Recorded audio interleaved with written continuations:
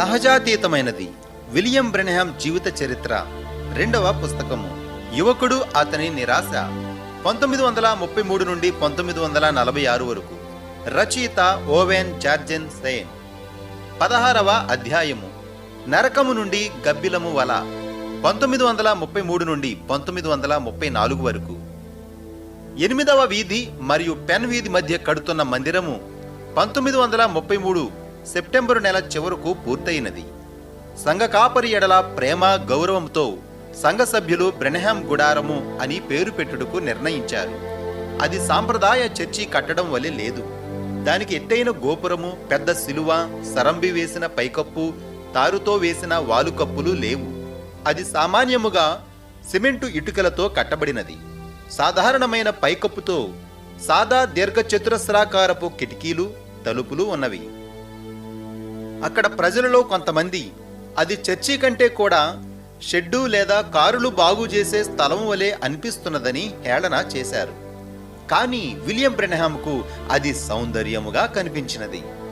ఆ స్థలము కొనమని ప్రభువు ప్రేరేపణ ఇచ్చినప్పుడు అతడు ఎక్కడైతే మోకరించి ప్రార్థిస్తున్నాడో ఖచ్చితముగా అదే స్థలములో అతడు ప్రసంగ వేదికను నిలిపినాడు. అతడు ఆ మందిరములో 3 శిలువలు నిలిపినాడు. ఒకటి బలిపీఠము దగ్గర, ఇరుప్రక్కల ఒక్కొక్కటి. అతడు దర్శనములో చూసిన రీతిగానే నిలవబెట్టాడు. ఆ కట్టడము నిర్మాణము పూర్తి చేయుటకు $2,000 ఖర్చయినాయి. బాకీ తీర్చుటకు బ్యాంకు 20 సంవత్సరముల గడువు ఇచ్చింది. ఆర్థిక మాంద్యం ఉన్న పరిస్థితుల్లో ఆ పేద సంఘస్థులకు అది పెద్ద మొత్తమే. బ్రెన్హామ్ గుడారము ప్రతి నెల సక్రమముగా బాకీ జమ చేయుటకు బిల్లీ తన సొంత అవసరాలకు సంఘము నుండి దశమ భాగములు, కానుకలు తీసుకునుటకు తిరస్కరించాడు. ఆ ధనమును కూడా సంఘము అవసరాలకు వాడాలని అతని అభిప్రాయము. అతడు మరియొక విభాగమునకు బదిలీ చేయబడినప్పటికీ బిల్లీ ఇండియానా పబ్లిక్ సర్వీసునందు తన ఉద్యోగమును కొనసాగించాడు. ఇప్పుడు అతడు నగర శివారులలో అడవుల మధ్య వేయబడిన హై వోల్టేజీ విద్యుత్ తీగలను పర్యవేక్షించు అధికారిగా బిల్లీ బాధ్యతలు వహిస్తున్నాడు. గేమ్ వార్డెన్గా అతను నిర్వహిస్తున్న విధులకు ఈ ఉద్యోగమునకు చక్కని సమన్వయము కలిగినది. కొన్నిసార్లు 2 బాధ్యతలు కలిపి నిర్వహించేవాడు. అది ఒక అదృష్టము. ఎందుకంటే గేమ్ వార్డెన్గా అతనికి ఇంకా వేతనము చెల్లించబడుటలేదు. బ్రెన్హామ్ గుడారం యొక్క నిర్మాణ ఖర్చులు తగ్గించుటకు బిల్లీ లోపల నేలను మట్టితో వదిలినారు. ఆలయము వెలుపల నేల మంచుతో పేరుకుపోయినప్పుడు గది లోపల నేల కూడా మంచుతో నిండేది. ఒక బుధవారం రాత్రి బిల్లీ ప్రజలు రావటానికి ముందు ఆలయంలోని తడి ఆరిపోవుటకు 2 బొగ్గు పొయ్యిలను వెలిగించాడు. ప్రజలు తడిగా ఉన్న నేల మీదకు నడిచి వచ్చారు. కాని ఆరాధన ముగించే సమయమునకు ఆ నేల కరిగి బురదగా అయినది. వృద్ధులు, యువకులు కూడా వారి మడమలు బురదలో కూరుకుపోయి బయటకు రావటానికి ఇబ్బంది పడ్డారు. దానిని బట్టి వారు తర్వాత హృదయపూర్తిగా నవ్వుకున్నారు. మరలా అలా జరగకుండా ఉండుటకు వారు రంపపు పొట్టుతో ఆ నేలను కప్పారు. తనకిష్టమైన కార్యమును కనుగొన్న యువకుని వలె బిల్లీ సంఘ కాపరిగా తన బాధ్యతలను తన యవ్వన శక్తితో, ఆసక్తితో హత్తుకున్నాడు. ప్రసంగించుట, రోగుల కొరకు ప్రార్థించుట, ప్రజలకు సలహాలు చెప్పుటయే కాక అతడు పాటలు కూడా నడిపించేవాడు. వాటితో పాటు రుణము తీర్చుట, పొయ్యిల నుండి వచ్చిన బూడిదను శుభ్రపరుచుట అనే కార్యములను కూడా నెరవేర్చేవాడు. ఏ కార్యములు చేయవలసి వచ్చినను బిల్లీ తన సమయమును స్వచ్ఛందముగా వెచ్చించేవాడు. నూతన సంఘ కాపరిగా, నూతన క్రైస్తవుడిగా బిల్లీ దినములన్నీ నేర్చుకునే అనుభవాలతో నిండియుండేవి. కొన్ని ఊహించినవి, కొన్ని వింతైన అనుభవాలు. శనివారం రాత్రి ఇంటికి వచ్చుచుండగా వీధిలో త్రాగి తూలుచున్న వ్యక్తిని తన కారు లైటు వెలుగులో గమనించాడు. అతనిని చూసినప్పుడు తన తమ్ముడైన ఎడ్వర్డ్ యొక్క స్నేహితుడు వేన్ బ్లడ్ పో అని తెలిసినది. అప్పటికి మద్య నిషేధము అమలులో ఉన్నది. కాబట్టి అతడు చట్టము చేతిలో చిక్కుకొనకుండా బిల్లీ అతని కారులో కూర్చోబెట్టి తనతో ఇంటికి తీసుకువెళ్ళాడు. బిల్లీ ఆ వ్యక్తికి సహాయము చేస్తూ ఇంటిలోనికి నడిపించి తన సొంత మంచం మీద పరుండబెట్టాడు. బిల్లీ తను నిద్రపోవుటకు పరుపు మీదకు చేరాడు. వేన్, నీ గూర్చి నీకు సిగ్గుగా లేదా? బిల్లీ తిట్టాడు. పా బిల్లీ, అలా అనవద్దు. త్రాగుట దేనికి పరిష్కారము కాదు. అది నీ సమయమునకు ముందే చంపుతుంది. నీవు నీ జీవితమును యేసుకు అప్పగించు. అది నీ జీవితమును నిత్యత్వమునకు నడిపిస్తుంది. బిల్లీ. బిల్లీ తన చేతిని వేన్ నొసట మీద వేశాడు.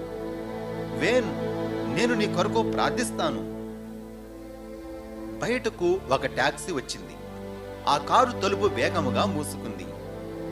బిల్లీ ఎవరో పరిగెత్తుకొస్తున్న కాళ్ల శబ్దములు విన్నాడు. ఒక స్త్రీ ఉన్మత్తురాలిగా అరుస్తూ తలుపు తట్టుచున్నది. సహోదరుడా బిల్లీ, సహోదరుడా బిల్లీ. బిల్లీ అనుకున్నాడు, అయ్యో, ఎవరో మరణించబోచున్నారు.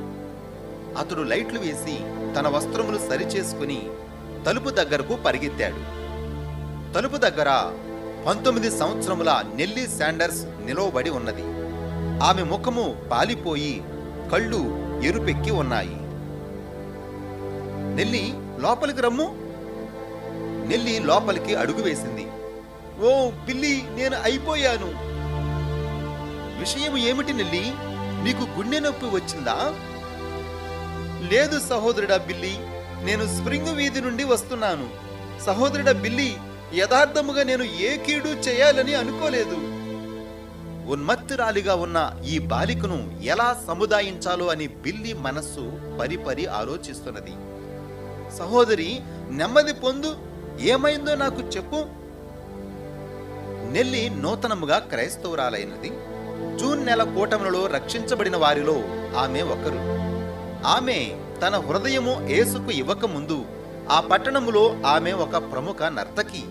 ఆమె నాట్య భాగస్వామి లీహాన్ దానికి రుజువుగా ఇవ్వబడిన బహుమతులు ఇంకా ఉన్నాయి. నెల్లీ తన చేతుల వణుకును ఆపుటకు దీర్ఘముగా ఊపిరి తీసుకున్నది. ఆమె నిదానముగా వివరముగా మాట్లాడుటకు ప్రయత్నించినది. కాని మాటలు వేగంగా అర్థం కాకుండా దూసుకొచ్చాయి. నేను రెడ్మెన్ హాలు ప్రక్కగా నడుస్తుండగా నాట్య సంగీతమును విన్నాను. ఆ సంగీతము వినుటకు ఒక్క నిమిషము నిలవబడ్డాను. వింటున్న కొలది ఆ సంగీతము మరింత వీణుల విందుగా ఉన్నది. నేను అన్నాను, ప్రభువా, నేను నిన్ను ప్రేమిస్తున్నానని మీకు తెలుసు. కానీ నేను లీ కలిసి ఆ బహుమతులు అవార్డులు పొందిన సమయములు గుర్తుకొస్తున్నాయి. నేను గనుక ఈ మెట్లెక్కి లోపలికి వెళ్ళగలిగితే వారిలో కొద్ది మందికి నేను సాక్ష్యము చెప్పగలను. అలా నేను కొన్ని మెట్లు ఎక్కినాను. నేను ఏమి చేస్తున్నానో నాకు తెలిసే సమయమునకు నేను ఆ నాట్య వేదిక మీద ఒక యువకుని చేతిలో ఉన్నాను. ఓ బిల్లీ, నేను నశించిపోయాను. నేను నా జీవితమును మ్యార్గీ వలె ముగించకోరుటలేదు. బిల్లీకి జ్ఞాపకము వచ్చింది. మార్గీ జూన్ ఉద్యోగ కూటములలో మార్పు చెందిన వారికి అతడు బాప్తిస్ము ఇచ్చుచున్నప్పుడు ఆ బాలిక చాలీ చాలని ఈత దుస్తులతో నావలో కూర్చుని అక్కడ నుండి దూరముగా వెళ్లమని బిల్లీ అడిగినప్పటికీ ఆమె తిరస్కరించినది. ఆ మర్మయుక్తమైన నక్షత్రము ఆకాశము నుండి దిగి వచ్చినప్పుడు ఆమె స్పృహ కోల్పోయినది. తరువాత ఆమె త్రాగుటకు వెళ్ళినది. మద్యపానశాలలో జరిగిన కొట్లాటలో పగిలిన సీసాతో ఆమె ముఖం మీద బలముగా కొట్టుటబట్టి ఆమె భయంకరంగా కంపితురాలైనది.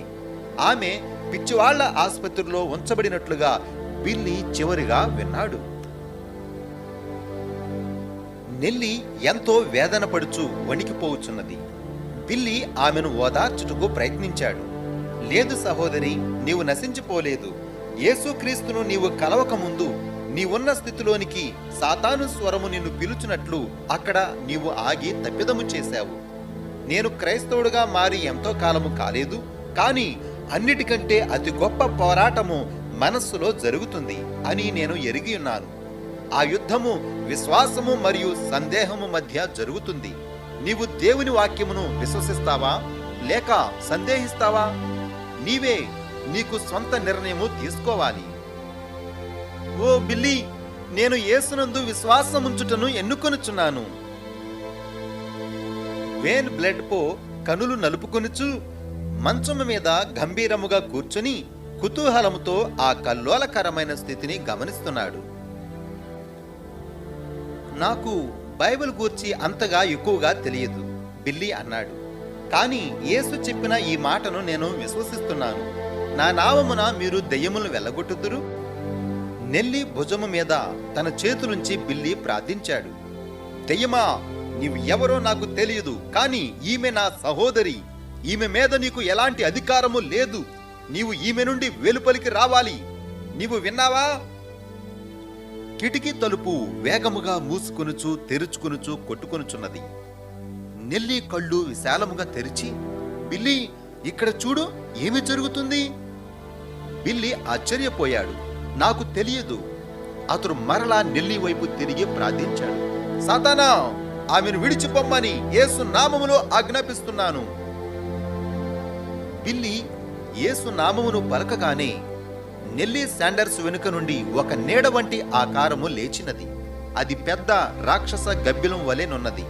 దాని కాళ్ల నుండి రెక్కల నుండి పొడవైన వెంట్రుకలు వేలాడుచున్నాయి. అది బొబ్బలు పెట్టుచు మనుచు బిల్లీ వైపు దూసుకొచ్చినది. బిల్లీ బిగ్గరగా, యేసు రక్తము నన్ను కాపాడు అని అన్నాడు. ఆ దెయ్యము తన దిశను మార్చుకుని వేణు కూర్చున్న మంచము వైపు ఎగిరినది. ఒకసారి గుండ్రముగా తిరిగి అది మంచములో దూరి అదృశ్యమైనది. కళ్ళు విశాలముగా తెరచి వేన్ కేకలు వేయుచు తన పై వస్త్రము చింపివేసి అతడు మరొక గదిలోనికి పరిగెత్తి వెళ్ళాడు. బిల్లీ తన కారులో నెల్లీని ఇంటి దగ్గర దింపాడు. అతడు తిరిగి వచ్చిన తర్వాత అతను తన తల్లి కలిసి ఆ మంచమును పరుపును తీసి చూశారు. అక్కడ ఏమీ లేదు. కలవరముతో బిల్లీ అనేక మంది సేవకులకు ఈ విషయము చెప్పాడు. అందరూ సుమారుగా ఒకే రీతిగా చెప్పారు. బిల్లీ బ్రెన్హామ్, దయ్యములను వెళ్ళగొట్టే రోజులు గతించిపోయాయి. దానితో పాటు ఒక వ్యక్తి ఎన్నడూ దయ్యమును చూడలేదు. అది నీ ఊహ కావచ్చు. వేన్ మరియు నెల్లి ఆ ఇద్దరూ ఆ దయ్యమును చూసి ఉండకపోతే బిల్లీ దానిని ఊహగానే కొట్టివేసి ఉండేవాడు. అతనిని ఎల్లప్పుడూ బాధించేది ఈ దయ్యమేనా? అది తనని వెంబడిస్తుందా? అది ఎల్లప్పుడూ అతనికి దగ్గరగా ఉంటుందా? తన జీవితంలో సంభవిస్తున్న వింతైన సంఘటనలకు, దర్శనములకు అదే కారణమా? ఇలాంటి ఆలోచనలు బిల్లీని ఎడతెగక బాధించాయి. తను ఎరిగిన సేవకులందరికంటే తన జీవితము ఎందుకు వ్యత్యాసముగా ఉంది అని బిల్లీ ఆశ్చర్యపోయేవాడు.